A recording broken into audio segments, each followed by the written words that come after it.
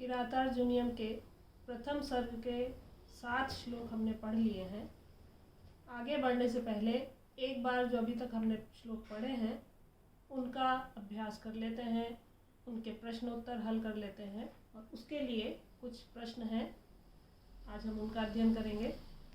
पहला प्रश्न है, वनेचर ने युधिष्ठिर को दुर्योधन के समाचार कहाँ बताए या कहाँ सुनाए। वनेचर चूँकि गुप्तचर बन के गया था, इसलिए उसने वहाँ से जो दुर्योधन के समाचार वो जानकर आया था उसने युधिष्ठिर को एकांत में बताए। जैसा कि तीसरे श्लोक पे शब्द आया है रहसी, एकांत में उसने युधिष्ठिर को दुर्योधन का वृत्तांत सुनाया।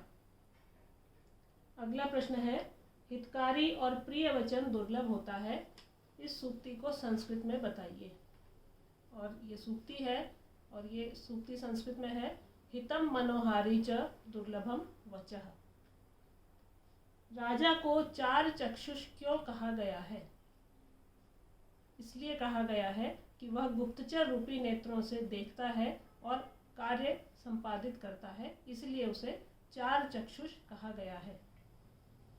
अगला प्रश्न है, श्रेष्ठ शासक की क्या विशेषता है? विशेषता ये है कि वो अपने हितैषी की या शुभ चिंतक की, अपने मंत्रियों की जो बात है वो सुनता है या उनके परामर्श को मानता है। ये इसलिए श्रेष्ठ शासक वही कहलाता है। निसर्ग दुर्बोध किसके लिए प्रयुक्त हुआ है? इसका उत्तर है, राजाओं के लिए ये शब्द प्रयुक्त हुआ है कि स्वभाव से ही वे दुर्ज्ञेय होते हैं। उनका स्वभाव आसानी से नहीं जान सकते हैं कि वो अब क्या करने वाले हैं, इसलिए ये शब्द राजाओं के लिए प्रयुक्त हुआ है। वनेचर अबोध विक्लव किसे कहता है? और इसका उत्तर है, वो स्वयं को कहता है कि मैं अज्ञानी हूँ या स्वभाव से जड़ हूँ, अबोध हूँ, इसलिए वो अपने लिए ये शब्द प्रयुक्त करता है।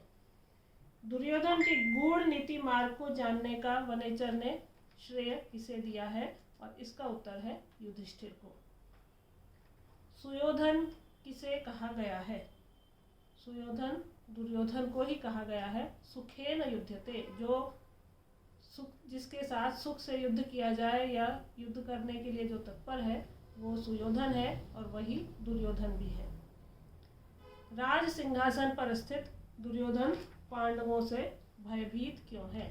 और इसका उत्तर है कि छल कपट से जुए में पांडवों को पराजित करके पृथ्वी को जीतने के कारण दुर्योधन पांडवों से भयभीत है, क्योंकि उसने छल किया था और वो स्वयं ये जानता है और इसीलिए वो पांडवों से भयभीत है। किसके परस्पर अनुकूल रहने पर राज्य लक्ष्मी प्राप्त होती है? और इसका उत्तर है, राजा और मंत्री यदि परस्पर अनुकूल हो तो वह राज्य उन्नति करता है और वहीं पर राज्य लक्ष्मी भी स्वतः आती है। तो ये 10 प्रश्न हैं जो हमने अभी तक श्लोक पढ़े हैं, उन्हीं पर ये आधारित हैं और ये आपको कंठस्थ करने हैं। अभी तक जो सूक्तियाँ आई हैं संस्कृत में उन्हें भी आपको कंठस्थ करना है और इसके बाद हम आगे के श्लोकों का अध्ययन करेंगे।